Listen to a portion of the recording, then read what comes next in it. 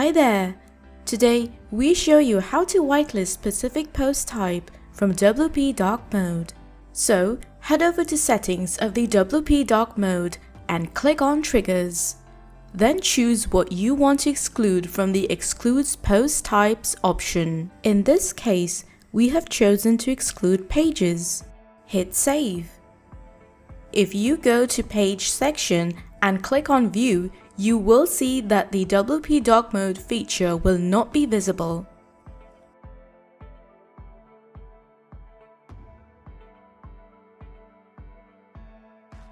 Now let's try adding posts and then click on View of a post you published.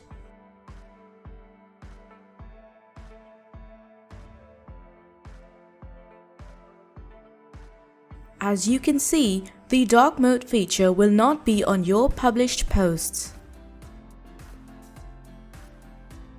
And that's it for today's tutorial.